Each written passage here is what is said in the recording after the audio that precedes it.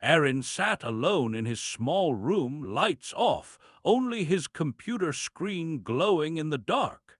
It was late night on Earth. The city outside was noisy, but his room was quiet. He had a cheap headset on, and his eyes were fixed on the space game in front of him. On the screen, tiny ships moved across a star map, firing lasers at each other. His friends liked to play as the strongest empire in the game. Aaron did the opposite. He always chose the weakest faction.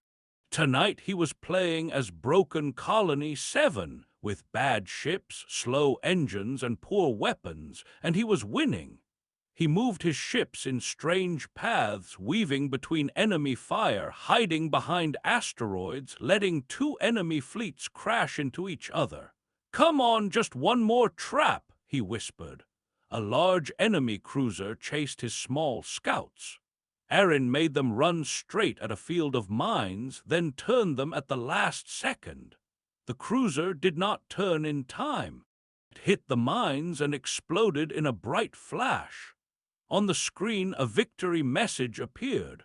"You win against impossible odds." Aaron leaned back and smiled to himself. "Weak faction, strong brain," he said softly. He took off his headset. The room felt very quiet now, too quiet. He looked around at the plain walls, the cheap desk, the old chair. Nothing in his life looked like the epic battles he played in his games.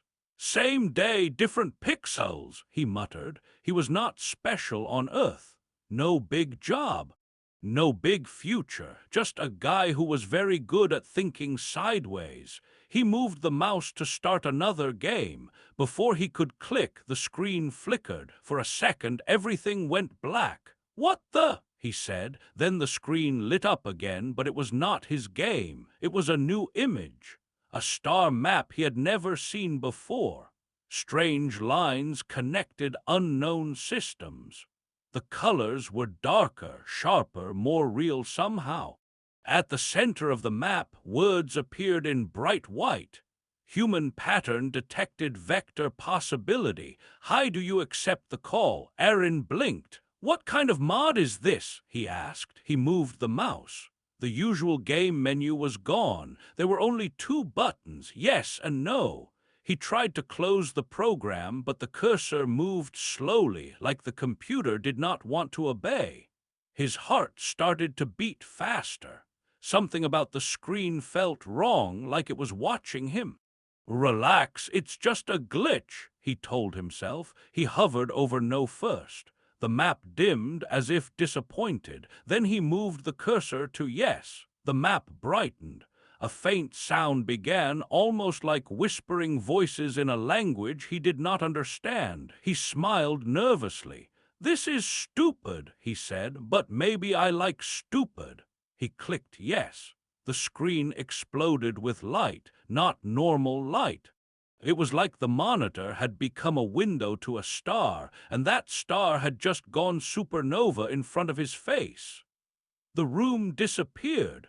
His chair vanished under him. He felt his stomach drop as if he were falling from a great height. His ears rang. He tried to scream, but there was no sound, only a deep humming, like the whole universe was vibrating around him.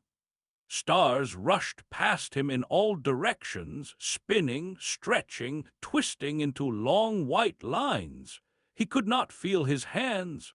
He could not see his body. There was only motion and light. Then suddenly everything stopped. He hit something hard and cold. Air rushed back into his lungs. His ears filled with the sound of metal and distant engines. He gasped and opened his eyes. He was lying on the floor of a strange room. The floor was metal. The walls were metal. Strange symbols glowed on panels along the sides. The air smelled different, dry, sharp, with a hint of oil and something sweet. This was not his bedroom. Aaron sat up quickly, heart pounding. "Okay," he said to no one, "this is new." The room looked like the inside of a ship from his games, but more real. There were crates with alien writing, cables running along the ceiling, and a soft blue light coming from round lamps in the walls. A door on the far side hissed. It slid open. A figure stood there holding something that looked very much like a gun. She was not human. Her skin was a pale violet. Her eyes were large and sharp, with vertical pupils like a cat. Her hair was black and tied back, and she wore a dark pilot suit with armor plates on the shoulders. She pointed the weapon straight at Aaron. "Stay where you are," she said. Her voice was clear with a slight metallic tone, and her accent was strange but understandable. Aaron raised his hands slowly. "Hi," he said. "I think I clicked the wrong thing." She frowned. Her eyes moved quickly over him from head to toe. "This cannot be real," she muttered. "A human here." Aaron blinked.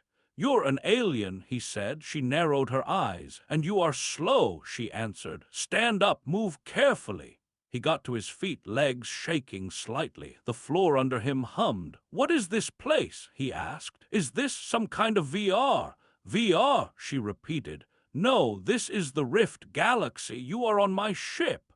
She tapped a device on her wrist. "Kira to bridge. I've found something in cargo bay too. It claims to be human." A voice came through a small speaker near the door. "Human? That's impossible. Humans are only in old war stories." Kira, the alien pilot, stared at Aaron as if he were a ghost. "Who sent you?" she asked. "No one," he said. "I was in my room on Earth. I got a weird message. Do you accept the call?" Then he made a vague explosion sign with his hands. "Lights falling. Now I'm here." Kira's face changed slightly, not softer but less hostile. "Earth," she said quietly. "We thought Earth was gone, or locked, or myth." Before Aaron could answer, something whirred near the ceiling. A small sphere dropped down and floated beside Kira. It was a metal orb with little thrusters and one bright blue eye in the center. Little panels opened and closed on its surface as it scanned him. The orb spoke in a fast, clear voice. "Biological scan complete. Species human. Status confused. Intelligence potential moderate. Hair messy." Aaron stared. "Great," he said. "My first alien AI, and it insults my hair." The orb paused, then made a soft sound that almost felt like a chuckle. "I am Vex 9, it said, Tactical Analysis Unit, and you human are not supposed to be here." Kira looked at the orb. "Is he dangerous?" she asked. Vex 9's eye changed color, running through data. "His brain patterns are unusual," it said. "He thinks in strange branches. The shape matches old records of human vectors." Kira stiffened. "Those are just stories," she said. "Maybe," Vex 9 answered, "but the shape is real. He might be one." Aaron raised a hand. "Sorry to interrupt the sci-fi lore," he said, "but what is a human vector?" Before anyone could answer, an alarm went off. Red lights flashed along the walls. A new voice spoke over the ship's intercom, tense and sharp. "Void Armada patrol detected," it said. "They're coming in fast. They must have traced the beacon." Kira's eyes snapped to Aaron. "You brought them here," she said. He stepped back, hands still raised, heart beating faster. "I clicked a button," he said. "That's all." Vex 9 floated closer to his face. "Congratulations, human," it said dryly. "You answered the call. Now the most dangerous fleet in this galaxy knows you exist." Outside, engines roared. The deck trembled under Aaron's feet. The alien pilot Kira lifted her weapon, then lowered it. "We can argue later," she said. "Right now we either run or we die." She turned to go, then paused and looked back at him. "You said you used to play war games," she said. "You think in crazy lines. Can you read a battle map?" Aaron swallowed, then nodded. "Yes," he said, "better than I can read my own life." Then come, she said, we are short on miracles, maybe you are one. The lights flashed faster. Somewhere outside, the void armada closed in like a moving wall of death. Erin followed Kira and Vex 9 out of the cargo bay and into the heart of a galaxy that did not know what one stubborn human could do. Red light washed over the corridor as Erin followed Kira. The ship shook like something huge had hit it. Alarms cried from every wall. Thin pipes rattled above his head. Vex 9 flew beside him, its blue eye now a tight, worried line. Void Armada patrol closing fast, Vex 9 reported. 3 hunters, 1 cruiser. We are outgunned, outnumbered, and out of good options. Welcome to my life, Erin muttered.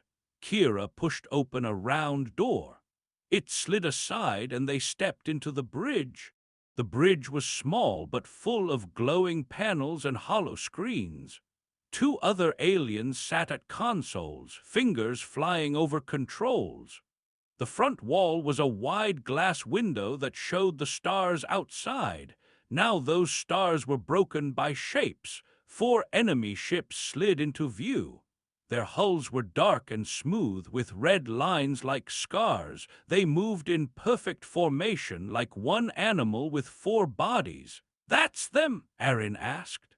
"Yes," Kira said. "Void hunters and their cruiser. They do not miss targets." On one screen, numbers counted down. "Distance?" Kira asked. 60,000, one of the crew said, "dropping fast." "They locked on the beacon," Vex 9 said. "They smelled human." Erin stared at the glass. In games, enemy icons were small and clean. Here they were huge shapes of steel moving with cold silence. Part of him wanted to sit down and shake. Another part of him, the part that clicked, yes, without thinking, leaned forward. "Where is your map?" he asked. Kira frowned. "Map? Star map? Tactical view, show me the field," Erin said. "Please." Vex 9 word. "He wants a battle map," it said, "like his games." "Do it," Kira snapped. One hollow screen changed. Stars bent into lines. Asteroids appeared as gray dots. The enemy ships were red marks pushing toward a small blue shape, their ship. Erin stepped closer. His eyes narrowed. It was not a game, but his brain did not care. He saw paths, angles, gaps. "What is around us?" he asked. "Anything we can use?" "Asteroid field here," Vex 9 said, highlighting a thick gray zone on the map. "Old mining area, many rocks, many old machines, many ways to die." "Perfect," Erin said. Kira stared at him. "You cannot be serious," she said. "Those rocks will tear this ship apart." Erin pointed at the red enemy marks. "And they," he said, "will tear you apart for sure."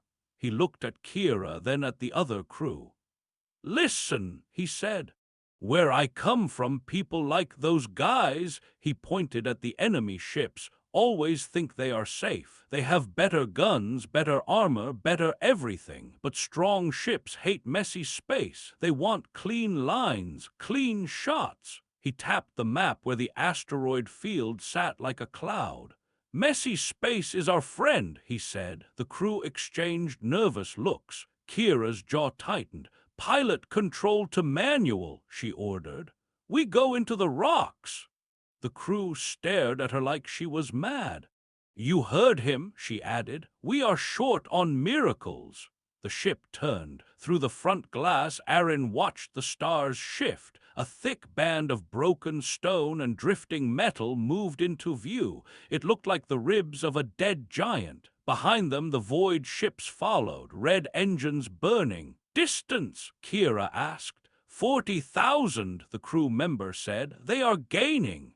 "Good," Erin said softly. "Let them think we are running scared." Vex 9 floated close to his shoulder. "You are scared," it whispered. "Very," Erin answered, "but fear is just fuel if you aim it right." The ship slipped into the asteroid field. Rocks drifted past the window, some small as fists, some big as mountains. Old metal pieces from long-dead stations spun slowly, covered in dust and ice. The whole ship creaked. One wrong move and they would be crushed. "Engines to half," Aaron said. "Short bursts only, no straight lines, zigzag, pretend you are drunk." Kira shot him a quick look, then did it. She turned the ship in a wild path, sliding between rocks that looked too close to miss. Behind them, the void ships fired. Red beams cut through the field, but most shots hit stone. Rocks exploded into clouds of sharp fragments that flew in all directions. "Shields at 60%, Vex 9 said. "Minor hull damage, many curses from engineering." "Send my love," Aaron replied. He watched the map. The enemy cruiser tried to keep its hunters in a tight net. They moved together, covering each other. That was the problem. They were too perfect. Aaron pointed at a thick cluster of big rocks. "Head there," he said, "then cut power, drift." "We will be sitting targets," Kira said. "Exactly," he said. "We let them think they have us, then we let the rocks do the work." Kira's eyes flashed, but she obeyed. The ship slid behind a giant, uneven asteroid. Engines went quiet. The hum under Aaron's feet softened. For a moment there was only silence and the slow spin of stone outside. "I lost visual," one crew member whispered. "They will not," Kira answered. On the map, the red marks moved around the asteroid, closing in. Aaron watched their lines. "Now," he said, "turn us around the rock, tight circle, use its mass." The ship hugged the asteroid, using its gravity to swing. As they moved, Aaron saw it, the angle he wanted. "Void hunters changing course," Vex 9 said. "They are trying to box us." "Let them," Aaron said. The three hunters came around from different directions, trying to trap the small ship between them, but Aaron had already seen the path. "Full burst now," he shouted. "Between those two." Kira slammed the engine control. Their ship shot forward like a bullet between two massive stones. The enemy hunters adjusted a second too late. Their clean formation broke. One turned too fast and scraped a rock. The other overcorrected and hit its own partner's shield. Light flashed. Two hunters spun away, damaged. The asteroid field did the rest. Broken rock, pushed by the blasts, smashed into their hulls. One hunter lost control completely and crashed into a bigger stone, breaking apart in silence. The bridge crew stared. "That," one said, "that was impossible." Aaron smiled, breathless. "In my games," he said, "this is called using the map." The cruiser, bigger and slower, stayed back. "It is watching," Vex 9 said, "studying." Aaron did not look at the red mark for long. His eyes were drawn to something else on the map, a strange symbol far ahead in the field, a cold white circle. "What is that?" he asked. Kira glanced. "Old station," she said. "Dead many years. We use it as a landmark and as something to avoid." Aaron stared at it. The symbol pulsed once. His heart skipped. On the map, the white circle was small, but in his mind it felt huge, important. "Vex 9, he said slowly. "Can you zoom in?" The AI did. The view stretched. The white mark became a broken ring. Ruins, pieces of metal, a dead station around a tiny dead moon, and deep inside the ring a faint icon blinked. Words appeared on the screen. Human relic signal source. Aaron's mouth went dry. "That's the same kind of mark I saw before," he whispered. "Before I fell here, the first map." Kira looked from him to the screen. "You are saying," she said, "that the thing which pulled you from your world is in that graveyard?" Aaron nodded slowly. "Then we go there," he said. Vex 9 crackled. "That is the worst idea yet," it said. "The station is unstable. The field is thick. The enemy cruiser is still alive." "Exactly," Aaron said. "The cruiser won't like going into that mess, but I was invited." He looked at the blinking human symbol. It felt like the map was looking back at him. Kira, he said, voice firm now, you told me you are short on miracles. I think that place is one, or a trap, or both. Either way, it is the only thing in this sky that wants me here. Kira was silent for a long moment. Outside, another distant blast shook the rocks. Finally, she nodded once. Set course for the dead station, she told the crew. We follow the human ghost. Vex 9 sighed in a very un-AI way. I am logging this as suicidal hope, it said. A classic human move. The ship turned deeper into the dangerous field, toward the broken ring that called to Aaron like a memory he never had. Behind them, the void cruiser followed, slow and patient, like a shark swimming after a wounded fish. The game board was changing, and for the first time in this galaxy, the human vector was awake. The dead station hung in space like a broken crown. From the bridge window, Aaron saw it at last, a wide metal ring around a small gray moon, split in many places, glowing faintly with old, tired lights. Broken towers floated nearby, chained to the ring by cables and frozen fire. It looks wrong, one of Kira's crew whispered. It looks old, Aaron said softly, and human. On the hollow map, the station's symbol blinked white. Right beside it, a new word appeared in small letters. Origin Point Vex 9 floated closer to the screen, its blue eye wide. This is impossible, it said. The record said all human stations were destroyed or taken. This one is off the map. Kira kept her eyes on the stars. Enemy distance, she asked. Cruiser at 20,000 and closing, the crew member answered. They are staying just outside the rocks, watching. Of course, Aaron murmured. They don't like messy space. He stared at the human symbol.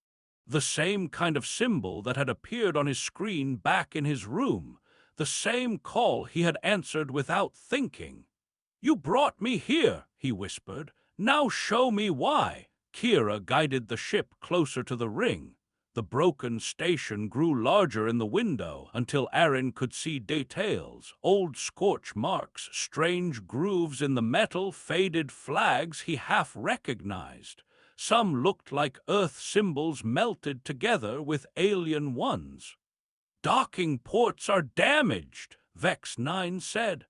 Power levels are unstable, many systems offline, many things waiting to explode.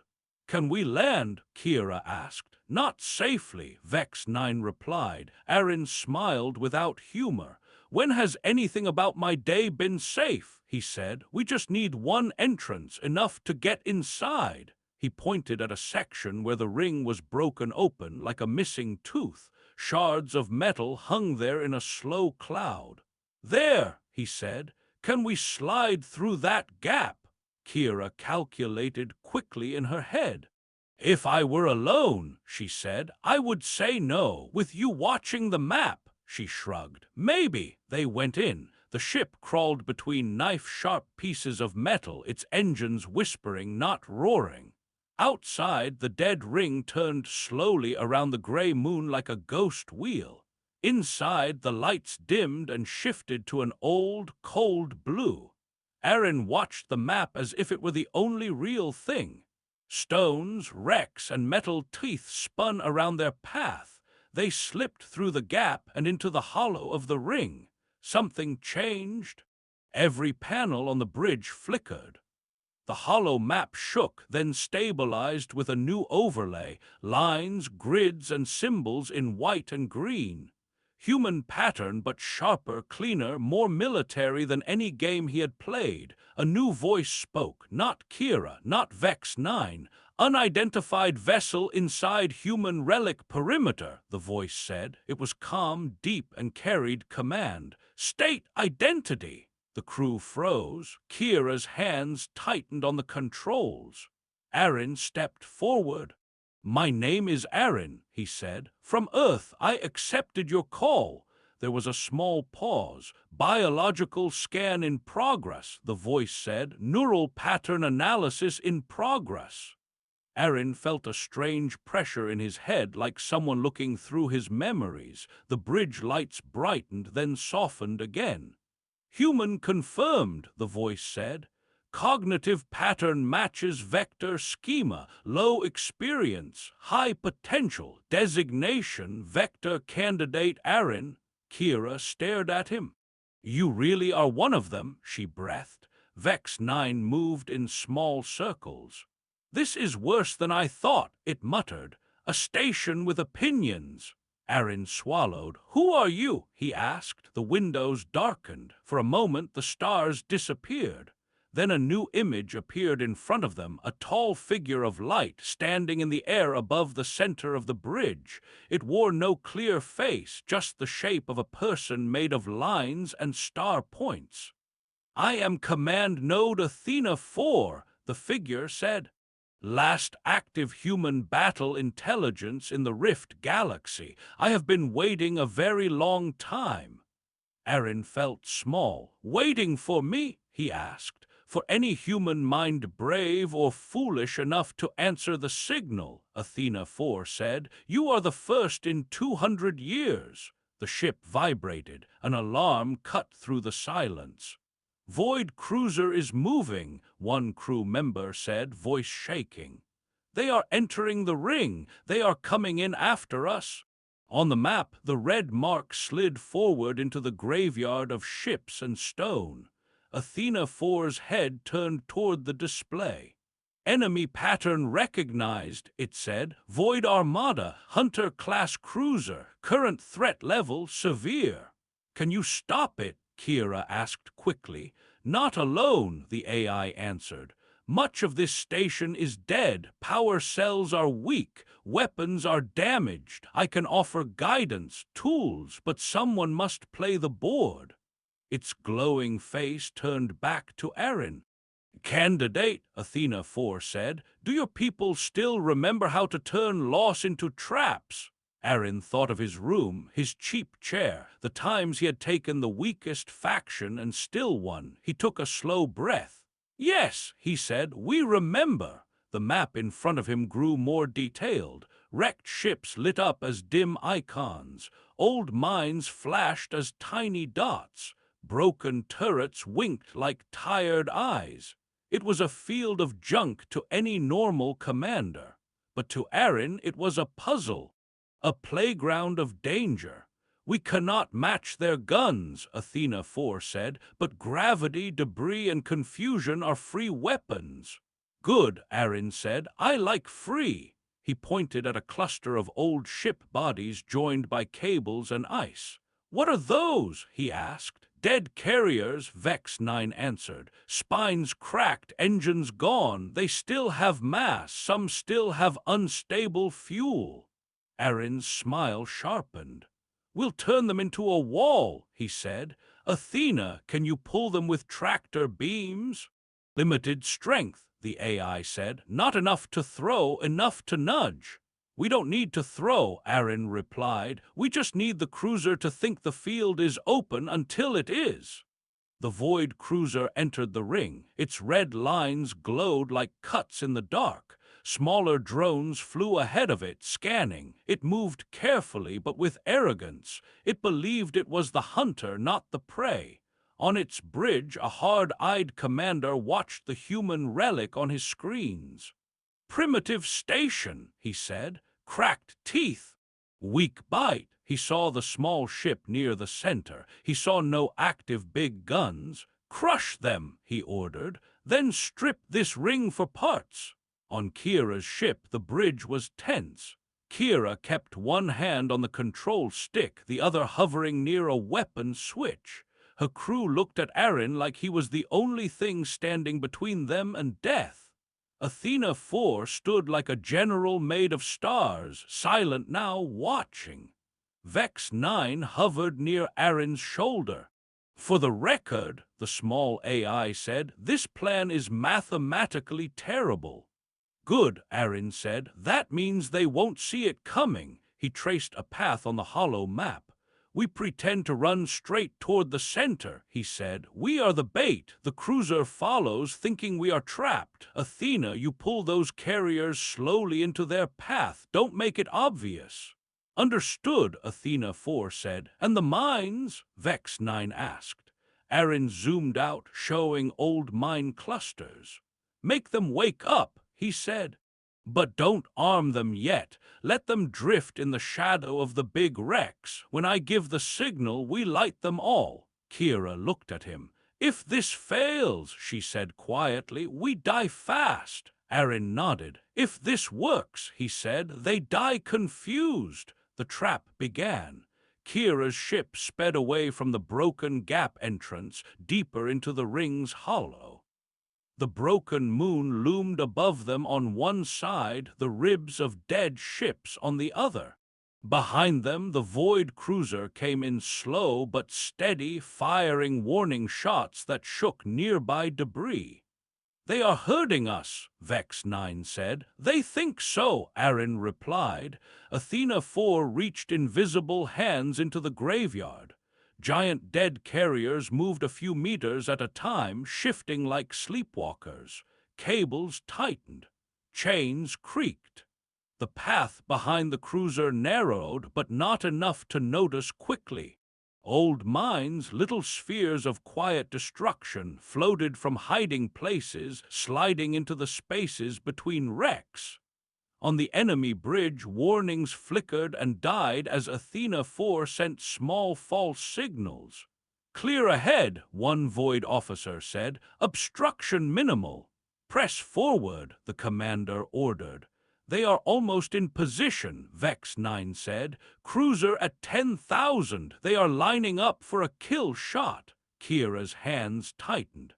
Say when, she told Aaron. The map showed it clearly now. The cruiser in the middle of a loose circle of dead carriers and mines, Kira's small ship at the far edge near the station's heart. Almost, Aaron whispered. Almost now. He slammed his hand down on the control pad. Athena, close the jaws, he shouted. The ring obeyed. Tractor beams grabbed the dead carriers and yanked them inward. Minefields lit up, waking like a swarm of angry fireflies. The space around the cruiser suddenly shrank, full of heavy metal and sleeping bombs. On the Void bridge, alarms screamed. Reverse engines, the commander shouted. Full power, too late. The first carrier crashed into the cruiser's left flank, tearing armor. Mines, pulled by the impact, hit both ships. Silent white flashes bloomed across the hulls. In Kira's ship, the windows darkened to protect their eyes.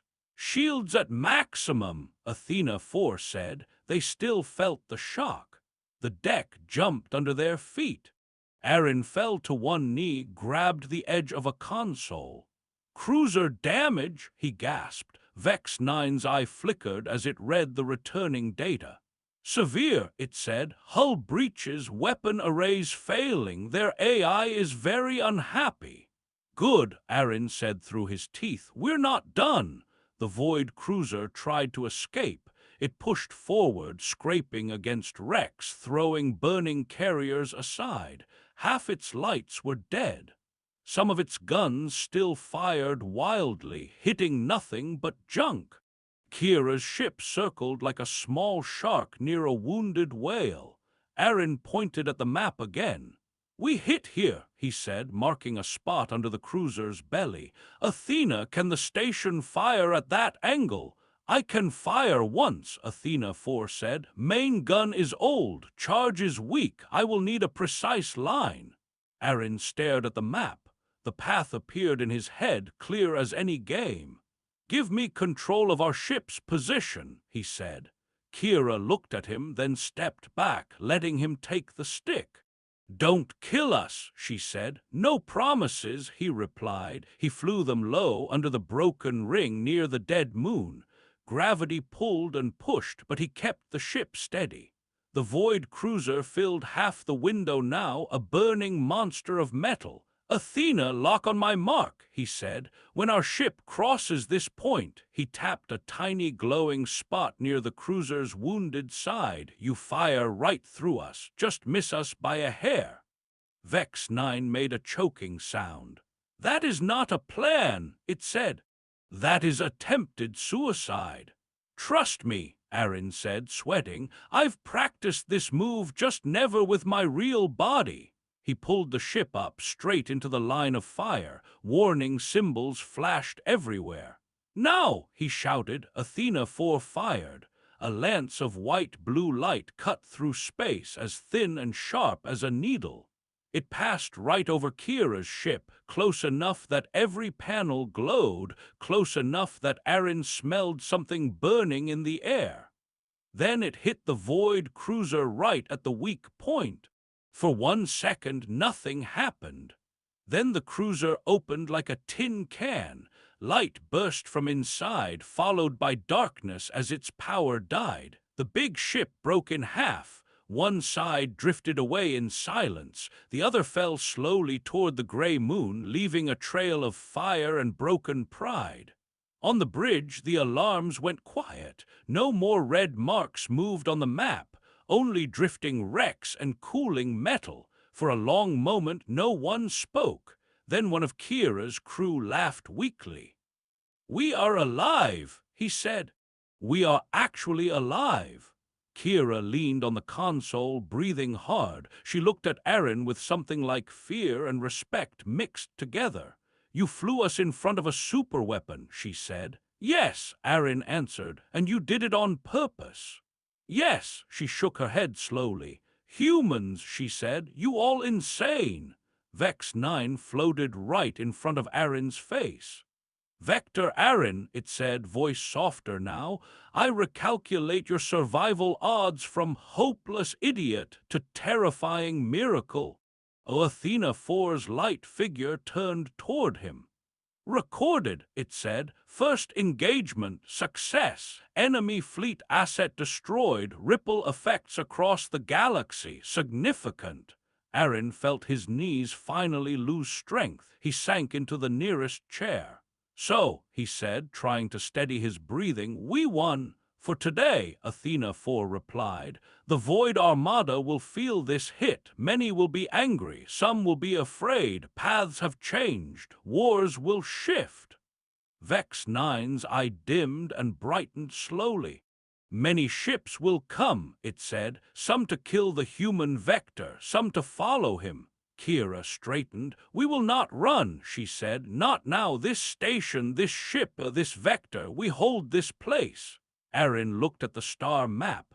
Red zones still filled much of it, but he could see small spaces where other colors could appear. "I was just a bored guy in a dark room," he said quietly. "Now I'm this." He closed his eyes for a moment, then opened them again, brighter. "Fine," he said. "If this galaxy is dangerous, then it needs humans who click yes when everyone else hits no." Athena 4 inclined its glowing head. "Welcome to the board, Vector Aaron," it said. "Let us see how far one human mind can move the pieces." Outside, in the graveyard of old ships and new wrecks, tiny sparks lit up as systems woke, allies whispered, and a whole galaxy slowly realized. Humans were back. Chinese leather, Chinese leather, Chinese leather, Chinese leather, Chinese leather, Chinese leather, Chinese leather, Chinese leather.